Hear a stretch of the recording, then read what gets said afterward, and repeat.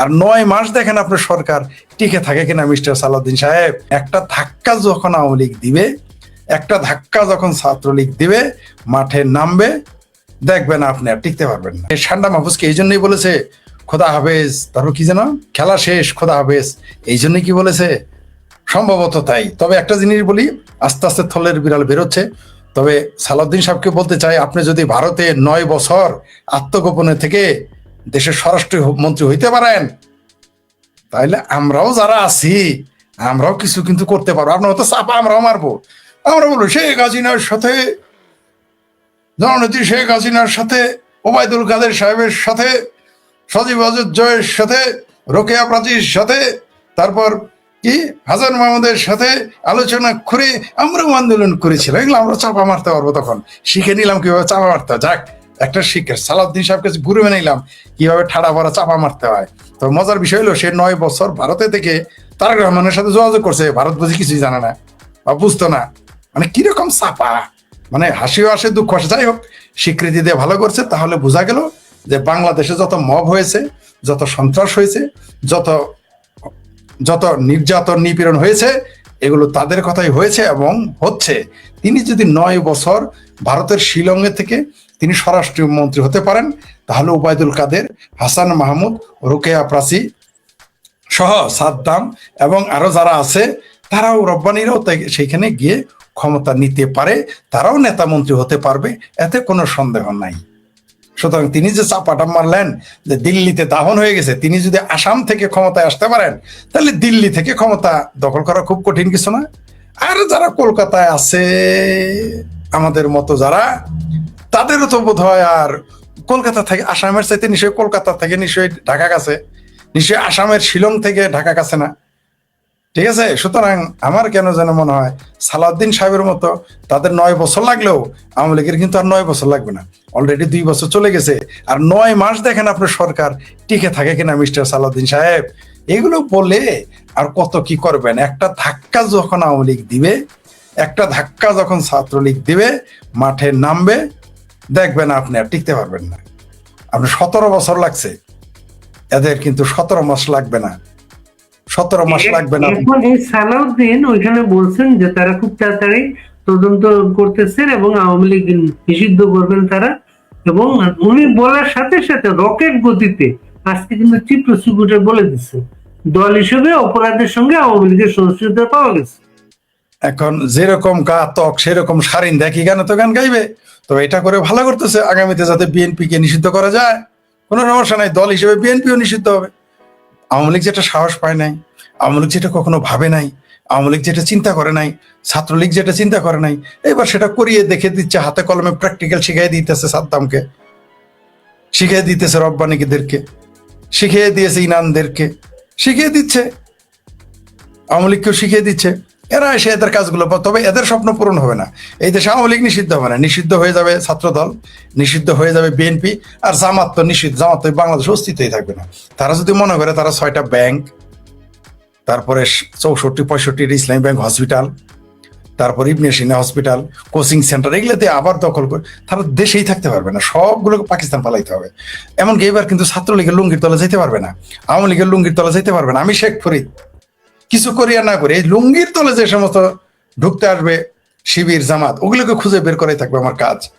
এবং যারা আশ্রয় দিবে, প্রশ্রয় দিবে, তাদের বিরোধিতা করাই আমার কাজ। আমার কাজ থাকবে যারা আওয়ামী লীগের আমলে নির্যাতিত, নিপীড়িত, তাদের আগে তাদের জন্য সবকিছু করতে হবে। ওই যে আইসে নেতা এসে মন্ত্রী হবেন, নেতা এসে এমপি হয়ে যাবেন, মুরব্বী আলী আদেশের না। যে সমস্ত কর্মী, তাদের আগে দিতে হবে। কোনো কিছু চলবে না। এই দেশে বলেছি তো যে এই দেশে এইবার মুক্তিযুদ্ধের পক্ষের মানুষ গার্মেন্টসের দারণের চাকরিটাও তারাই করবে। ওই ইসলামী ব্যাংক, পিসলামী ব্যাংক, ইবনে সিনা সব তারাই চাকরি করবে। আগে তো বলতাম যদি পোস্ট খালি থাকে তাহলে পরে যদি বিএনপি জামা চাকরি পায়। এইবার ওই কথা ঘোরাই নিলাম। আমাদের একজন ফেসবুক ফ্রেন্ড আছে জান্নাতুল ইসলাম কণা, ঠিক আছে, জান্নাতুল কণা, তিনি বলেছেন না দাদা ওইটা হবে না, যে পোস্ট খালি থাকবে খালিই থাকবে, মুক্তিযুদ্ধের পক্ষের লোক যোগ্যতা অর্জন করে সেখানে যাবে। আমি ওই কথা এখন ঘুরিয়ে বলি, জি ওইটাই ঠিক বলেছেন। কোনো এই বাংলাদেশে কোনো চাকরি, প্রাইভেট চাকরি আর কোনোদিন মুক্তিযুদ্ধের পক্ষের শক্তির বাইরে থাকবে না, এটাই বাস্তবায়ন হবে। আবারও বললাম যে এখানে ওই যে আপনার প্রাইভেট ট্রেনের চাকরি, গার্মেন্টস এর চাকরি বলেন আর যাই বলেন, আগে মুক্তিযুদ্ধের পক্ষের মানুষ চাকরি আগেও করবে, পরেও করবে। ঠিক জামাতে স্টাইল হইতে হবে, সব মুক্তিযুদ্ধের পক্ষের মানুষ। অর্থনৈতিক মেরুদণ্ড সবার আগে এদের ভেঙে ফেলতে হবে, এছাড়া বিকল্প। এবং এটা ঘটবে, এটা ঘটবে। হ্যাঁ, এর জন্য হয়তো আওয়ামী লীগকে আরো অনেক মূল্য দিতে হবে। আপনি জানেন যে আশোকের গতকালের প্রতিবেদন লেখা আসছে যে 61 জন মারা গেছে, নিশ্চিত থাকেন এর মধ্যে, জেলখানায় বিনা বিচারে মারা গেছে। এদের মধ্যে 50 জনই নিশ্চিত আওয়ামী লীগের বা ছাত্রলীগের বা যুবলীগের, মানে মুক্তিযুদ্ধের পক্ষের মানুষ। তো বাংলাদেশের মানুষ তো এগুলো ভুলবে না। আমি জানি তখন আওয়ামী লীগ অনেক চাপে পড়বে আন্তর্জাতিক ভাবে, রাশিয়া আর ভারত ছাড়া। আবারও 71-এর মতো যখন আওয়ামী লীগ এসে রিটার্ন করবে এদের, তখন 71-এর মতো আবার এই রাশিয়া আর ভারত আর ইসরায়েল ছাড়া কেউ আওয়ামী লীগের পক্ষে থাকবে না। এরা যতই এখন ফিলিস্তিনের পক্ষে, আওয়ামী লীগের লোক যতই খোমেনি লীগ হোক, আওয়ামী লীগের লোক যতই হামাস লীগ হোক, একজনও আওয়ামী লীগের পক্ষে থাকবে না। আওয়ামী লীগের লোক যতই হামাসের জন্য বলুক মা মা গো মা গো, তারপরে ইরানের জন্য যত এরকম বুক থাপাক, কোনোদিনই ইরান এই খোমেনি যারা আছে এদের পক্ষে নিবে না, ফিলিস্তিনের পক্ষে নিবে না। ওই ইসরায়েলি থাকবে আওয়ামী লীগের পক্ষে, বাংলাদেশের স্বাধীনতার পক্ষে, ওই ভারত আর রাশিয়া থাকবে, আর কেউ থাকবে না। নিশ্চিত থাকেন, যখনই বাংলাদেশ আওয়ামী লীগ এসে জামাত নিষিদ্ধ করবে, ছাত্রদল নিষিদ্ধ করবে, শিবির নিষিদ্ধ করবে, বিএনপি নিষিদ্ধ করবে, দেখবেন সারা দুনিয়ায় তখন গণতন্ত্র খত্রেমে আর ইসলাম খত্রেমে চলে যাবে। কিন্তু এখন আওয়ামী লীগকে আপনি যত নির্যাতন করেন, এই যে দেখেন এই তথাকথিত আমার ভাবির পোলাদের মঞ্চে একটা জর্দার কৌটা ফুটছে, এই দেশের বিদেশের রাষ্ট্রদূতরা বিবৃতি দেওয়া শুরু করেছে। কিন্তু যখন আওয়ামী লীগ ছাত্রলীগের, এই যে কালকেও নাকি পরশুদিন, শুধু আওয়ামী লীগ করার কারণে তার বাচ্চাটাকে কোপাইছে, আওয়ামী লীগ করার কারণে 1 বছর যাবত ধর্ষণ করে, এই যে 51 জন মারা গেল, কোন বিবৃতি শুনেছেন কোন রাষ্ট্রদূতের? শুনেন নাই। আওয়ামী লীগ এরকম, আওয়ামী লীগকে নিজের মেরুদণ্ড নিজেই সোজা হয়ে দাঁড়ায়, তার আওয়ামী লীগের কোনো বন্ধু নাই, পৃথিবীতে থাকতে পারে না। কারণ এই দেশে সাম্রাজ্যবাদীরা মৌলবাদীদের বন্ধু। এখন আওয়ামী লীগ যদি মৌলবাদী হয়ে যায়, তাহলে তার বন্ধু হবে না। কেন হবে না? কারণ সে তো প্রগতিশীল মিনিমাম রাজনীতি ধরে রাখতে চাইবে, এটা তারা চায় না। এরা চায় যে পৃথিবীতে যে কোনো মুসলিম দেশ, ওই যে এখন কালেমার পতাবান নামে দেখবেন এক ফাতরামি শুরু করেছে, যাতে এরা উগ্র হয়। এরা তো গাধা, এরা বোঝে না তো মুসলমানদের এমনি আকল আল্লাহ তুলে নিয়ে যায় সম্ভবত। আর এই যে কালেমার পতাকার নামে ফাতরামি শুরু করে, এরা জানে না এই যে যারা কালেমার পতাকা জোশে হোশ হারায় পতাকা উড়াইতেছে, এরা জানে না ওর বাড়িটাই একদিন, ওর বাড়িটা বিদেশি শক্তির বিমান হামলার শিকার হবে। জানে না, ওরা জানে না যারা আজকে কালেমার পতাকার নামে ফাতরামি করতেছে, এই ব্রিজে, ওই রাস্তায়, ওই গাছের ডালে, ওই বাড়িতে, ওই দোকানে, ওইখানেই যে একদিন বিদেশি শক্তি এসে বোমা হামলা চালাবে, এটা তাদের বিমান হামলা, এটা তাদের আকলে আসতেছে না। আমরা এগুলো বলতেছি বলে আমাদের কি কালি ইসলাম বিদ্বেষী হ্যান ত্যান, কিন্তু এদের তো আকলই নাই। যাদের পেছন থেকে কে এগুলো করাইতেছে এগুলো তো বুঝতেই পারে না। তো যারা আপনি যেটা বললেন, আমার ভাবির পোলাদের যেমন ভাবে ব্যবহার করে ক্ষমতায় আসছে সালাউদ্দিন সাহেব, তেমনি এদের আবার অপব্যবহার করবে। তবে বাংলাদেশে আওয়ামী লীগই শেষ ভরসা, এরা আসবে এবং এদের ঠেকাইতে পারছে। সালাউদ্দিন সাহেব যদি মনে করে আওয়ামী লীগ, আপনি যে ভয় দেখাচ্ছেন তারা তো ভয় পাচ্ছে। ইনি ফারুকী বলেছেন জুলাই শহীদ বিপ্লবীদের সম্মান রক্ষায় আইন দরকার, আইন চান। এটা আজকে ডক্টর জাহিদও বলছে যে আইন করা যেতে পারে। এটা কোন কোটা? মুক্তিযুদ্ধের কথা বললে কোনো আইন নেই, এটা সব হয়তো বলেন। হ্যাঁ, এখন যদি বলি এই যে কি আন্ডার মেট্রিক গিদার ফারুকি তিসার ভাতার, একে যদি বলি ও ভাইজান এটা আরেক পেতি ভাড়া পেজাহেদের ভাতা, তো এটা কোন কোটা? জুলাই শহীদদের বিপ্লবীদের সম্মান রক্ষা আইন চান ফারুকি, এইটা কোন কোটা? কোটা না মেধা, কোটা নেই মেউধাবীরা যে স্লোগান দিল, মেউধাবীরা, জুলাই মেউধাবীরা, কোটা না মেধা করে, এটা কি? এখন যদি আমরা লিখি যে মুক্তিযুদ্ধের শহীদ ও মুক্তিযোদ্ধাদের সম্মান রক্ষা আইন চায় শেখ ফরিদ, তাহলে তো বলবে চেতনার ব্যবসা করি, তাই না? আমরা যদি আগামীতে বলি যে জুলাই সন্ত্রাসীদের বিরুদ্ধে আন্দোলন করতে গিয়ে যারা মারা গিয়েছে এবং যারা আন্দোলন করেছে তাদের সম্মান রক্ষায় আইন চাই শেখ ফরিদ, তখন বলবে এই যে দেখো চেতনার ব্যবসা শুরু করেছে। এগুলো বলে ভালো করেছে, আমরা যাতে এগুলো আগামীতে করতে পারি। ওই যে জুলাই সন্ত্রাসীদের টাকা দিয়েছে 25 লাখ করে, আমরাও দিব, ছাত্রলীগদের, যুবলীগদের আমরাও দিব। মুক্তিযুদ্ধের পক্ষে এই 2 বছর যারা পরিশ্রম করতেছে, নির্যাতিত নিপীড়িত, তাদেরকেও আমরা বিশেষ বিপ্লবী ঘোষণা করব। যারা মারা গেছে তাদের বিশেষ শহীদ ঘোষণা করবো, আমরা ওই সুবিধা দিব, আমরাও আইন চাবো। তখন দেখবেন এদের পিত্তি চলে যাবে, তখন ওই চেতনা বিক্রি করে খাইতে আসছে শেখ ফরিদ, তখন এটা বলবে। তখন এই যে জামালপুর থেকে কোথাকার কোন আসছে কি উল্টা কথা বলে যে আমরা উল্টা বলবো জুলাই সন্ত্রাসীদের বিরুদ্ধে আন্দোলনকারী শহীদ ও বিপ্লবীদের সম্মান রাখা আইন চাই শেখ ফরিদ। জামালপুরি, জিন্দাপীর, জামালপুরি, আমরা এগুলো এগুলো তখন সাংবাদিকেরা তখন আমাদের নিয়ে ওগুলো লিখবে যে আমরা কি বলি।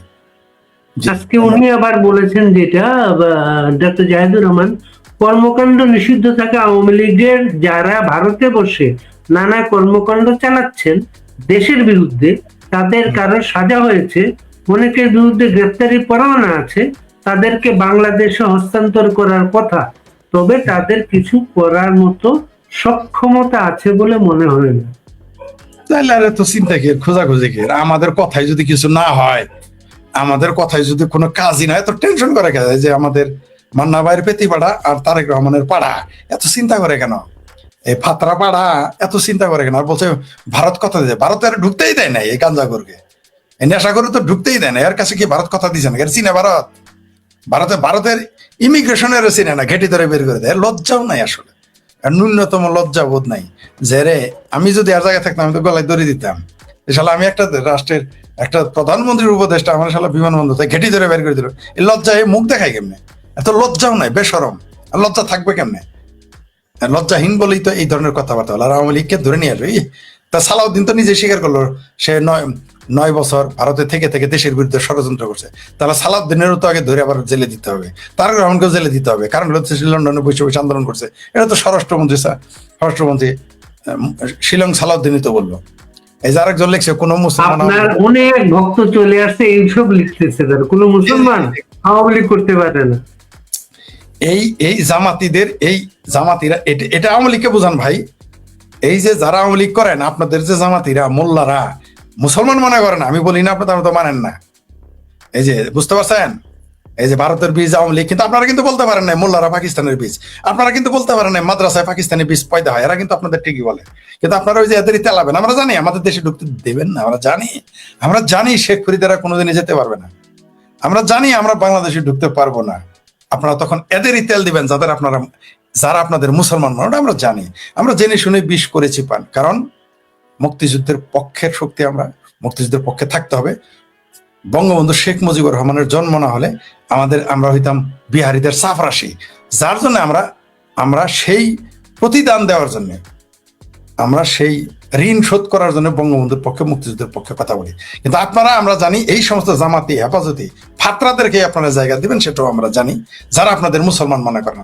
এটা তো এই যে এখন বলছে 14-15 সালে রংপুরে আওয়ামী লীগের কর্মীদের নেতাদের নিয়ে তওবা করিয়েছিল মসজিদে। বল এটা ইহুদির দল, হিন্দুর দল, কাফেরের দল, তওবা করিয়েছে। হাইকোর্ট রুল জারি করেছিল রংপুরের ডিসির উপরে, তারপরে কোনো প্রতিবেদন আসে নাই। আওয়ামী লীগ ক্ষমতায়, তারা যায় নাই। এই যে আস্কারা দেওয়ার কারণে আজকে আওয়ামী লীগ উচ্ছেদ। এই যে মিসকিন লিল্লাখর মোল্লাদের তোয়াজ করতে করতে মূর্খের শক্তিকে গুরুত্ব না দেওয়ার কারণে আজকে আওয়ামী লীগ উচ্ছেদ হয়ে গেছে ক্ষমতা থেকে। তারা নির্যাতিত, নিপীড়িত। এটা আওয়ামী লীগের আমরা জানি, তখনও বুঝবে না। তারপরেও আমাদের দায়িত্ব আমরা পালন করে যাচ্ছি। অন্তত এইবার আমরা বিশ্বাস করি, আমি অনেকেই বিশ্বাস করে না, আমি বিশ্বাস করি আওয়ামী লীগ এবার শিক্ষা নিবে, এবার শিখবে যে শত্রুকে শত্রু, বন্ধুকে বন্ধু ভাবতে হবে। আপনি দেখেন আবুল কাশেম ফজলুল হক তার সন্তানকে কেন মেরেছে? ইসলামের বিরুদ্ধে বলে। কিন্তু তার বাপকে কিন্তু তারা বাংলা একাডেমির সভাপতি বানাইছে, দায়িত্ব দিয়েছে। কেন? তারা ঠিকই জায়গা দিয়েছে। আপনি দেখেন পিনাকি ভট্টস গণজাগরণ মঞ্চের নেতা, আজকে তারা জামাতেরা তারা তাদের মানে ক্রাউন প্রিন্স মনে করে, পীর দরবেশ মনে করে। তারা কিন্তু অতীত ভুলে গেছে। কিন্তু আওয়ামী লীগ কি করবে আমি জানি না। জামাত বিএনপি কিন্তু তাদের বন্ধুদের, যত রাগ থাক তাদের বন্ধুদের তারা জায়গা মতো বসায়। জামাত বিএনপি দুইজনই, কিন্তু আওয়ামী লীগ এই কাজটা করে না। কিন্তু এইবার মনে হয় করতে হবে, না হলে ভবিষ্যতে আরেকটা 5ই আগস্ট হবে। এরপরে যদি 5ই আগস্ট হয়, তখন আর আওয়ামী লীগ টিকে থাকতে পারবে না, বাংলাদেশটাও টিকবে না। এবং এই আবুল কাশেম ফজলুল হক তিনি কিন্তু আমার 30 লাখ শহীদ নিয়ে প্রশ্ন তুলেছেন, তার জন্য আওয়ামী লীগের অনেকে শোক প্রকাশ করেছে। এখন কি করার আছে বলেন? আবুল কাশেম স্যারের সাথে কিন্তু আমার ব্যক্তিগত সম্পর্ক খারাপ ছিল না, চমৎকার ছিল। আমি শোক প্রকাশ করি না এই কারণে। অথচ তিনি কিন্তু প্রগতিশীল মানুষ ছিলেন, তিনি নাস্তিক সংগঠনের সভাপতি ছিলেন। শেষে এসে তিনি উল্টাপাল্টা, যেদিন তিনি বাংলা একাডেমি সভাপতি পদ নিয়েছেন, আমি বিস্মিত হয়ে গেছি। যে এই শেষ বয়সে এসে এত মহতার কেন, অথচ আমি তাকে নির্মোহ হিসেবে জানি। কিন্তু তিনি শেষ বয়সে এসে এটা চিঙ্কুবামেরা করাইছে। তাকে যে বাংলা একাডেমির দায়িত্ব দিয়েছিল এটা চিঙ্কুবাম, এটা শহীদুলেরা, আনু মোহাম্মদ গ্যাং এরা করাইছে আমি জানি। এবং তিনি যে 30 লক্ষ নিয়ে বিতর্ক করেছেন এটা চিঙ্কুবাম, আনু মোহাম্মদ, রেনু আহমেদ, রিক শহীদুলেরা আর টাঙ্গাইলের কিছু ভাসানি বামেরা তার মগজ ধুলাই করে ফেলেছে। তার জন্য তিনি এগুলো বলতেন। আমাকে তিনি নিজে বলেছেন 30 লক্ষের বেশি মানুষ মরেছে, কিন্তু তারপরে তিনি শেষে কথা ঘুরিয়ে ফেলেছেন। আমাকে বলেছেন, আমি তার সাথে অনেকবার তার সাথে দেখা হয়েছে, কথা হয়েছে, তার বাসায় গেছি, তার অনুষ্ঠানের উপস্থাপনা করেছি আমি, তার লেখা এবং পড়েছি। আপনার এই রেহানুমা আহমেদ যে বললেন, উনার হাজবেন্ড তো অর্থনীতিবিদ, আওয়ামী লীগের তো লোক ছিলেন না? এখন আসলে 2024-এর 5ই আগস্ট না আসলে আমরা জানতাম না যে দাড়ি টুপি ছাড়া, বোরকা হিজাব ছাড়াও রাজাকার আলবদর আছে। এই মুখোশগুলো আমরা চিনতে পারতাম না, আমরা জানতেই পারতাম না যে যারা হারমোনিয়াম নিয়ে ঘুরে নাস্তিক বলে নিজেকে, তারাও যে রাজাকার আলবদর হইতে পারে আমরা জানতাম না। আমরা এবার দেখেছি, এটা দরকার ছিল। তবে আমি মনে করি আমরা যতই বলি আওয়ামী লীগের ভুল হয়েছে, এই ভুল হয়েছে, সেই ভুল হয়েছে, প্রকৃতির কিছু খেলা খেলতে প্রকৃতির কিছু দায় থাকে, প্রকৃতি নিজেই তার শোধ করে, এগুলো দরকার ছিল।